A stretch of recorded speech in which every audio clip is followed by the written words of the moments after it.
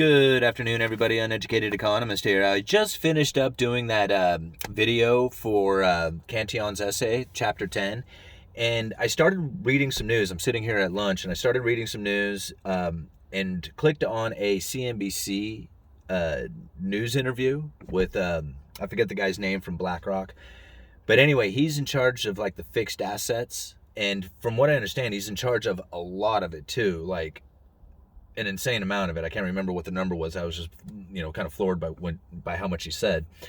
But anyway, some of the things that he said inside of this interview were quite interesting because he is thinking very much along the lines of what I have been thinking as well. And I know a lot of people are just stuck on this inflation thing, but even he has described this as a transitory thing, as supply chain shock. And this is where I have been coming from as well. I didn't look at copper. I'm not looking at all the other commodities that are out there, corn, wheat, oil, whatever.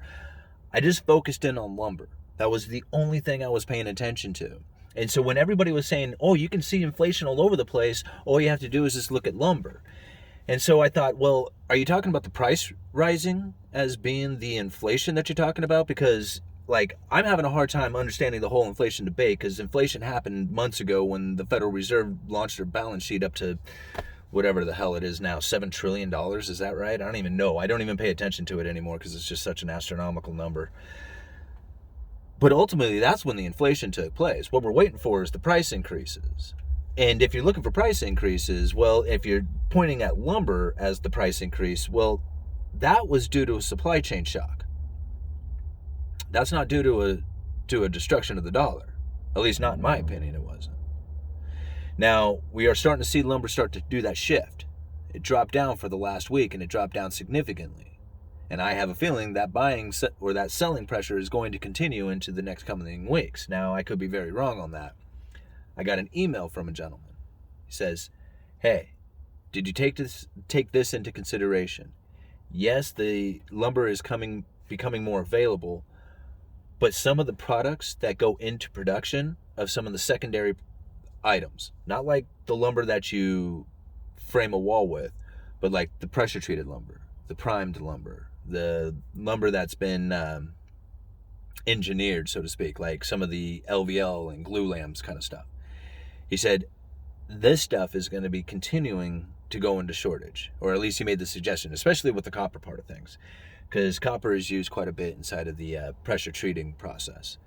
So he said, if you think about it, if this chemical comes up in short supply, which it has, the MDI resin has come up in OSB, which I know I'm jumping around here a little bit. I'm sorry about that. The other day I mentioned the MDI resin and didn't really explain what that was. MDI resin is the glue, or is like a glue component that they use in the manufacturing of OSB sheathing. And OSB sheathing is like the cheapest type of sheathing that you can get out there.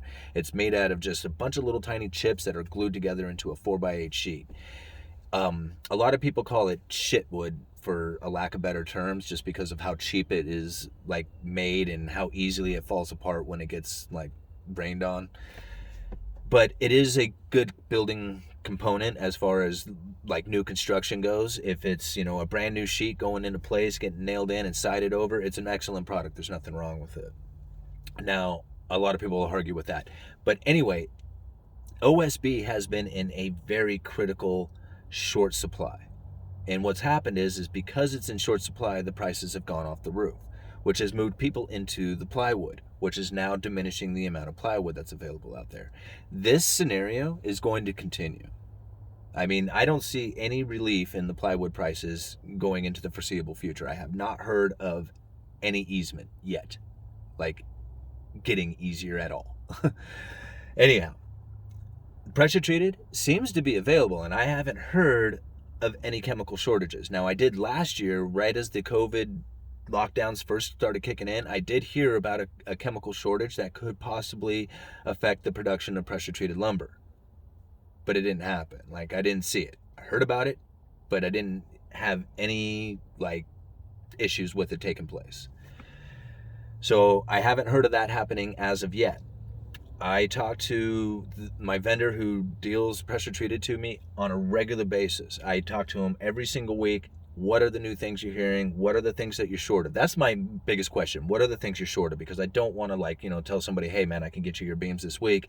They get all ready to do their project and then I can't get their pressure treated beams.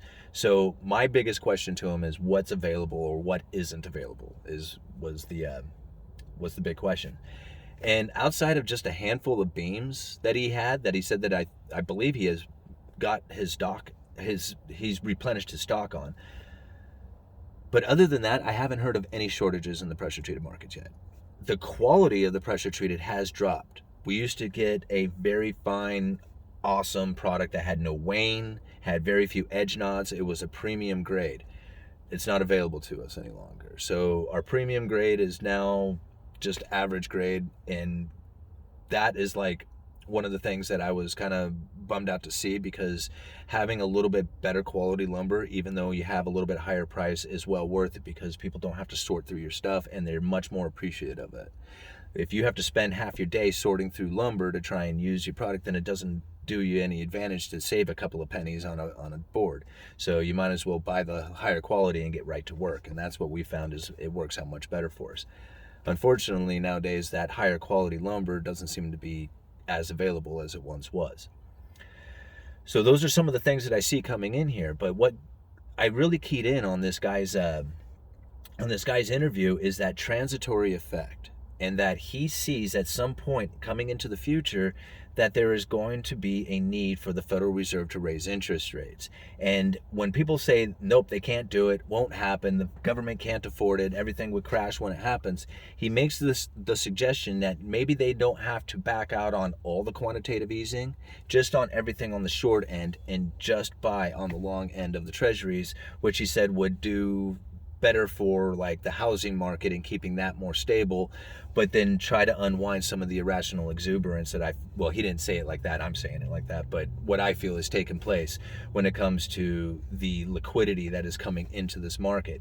Now I guess it wouldn't be irrational exuberance like a lot of people are thinking, as far as like, I mean, because that's happening as well, as people are buying like ever increasingly more expensive houses and taking out ever increasing amounts of debt to buy these things. That's the irrational exuberance. But what's happening now is that there's a lot of liquidity coming into the market, not only from the Fed's quantitative easing programs, but you also got the unwinding of the Treasury's general account. And this is all like money coming into the system, which is creating a lot of liquidity, which is going to create the inflation that we're going to see, and the Federal Reserve is going to have to do some kind of reaction to that. So anyway, I was just thinking of that after I watched that video and thought I'd share it with you.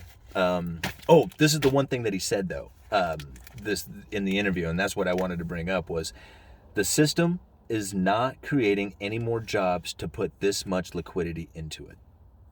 That's something to think about. Uneducated Economist, you guys let me know.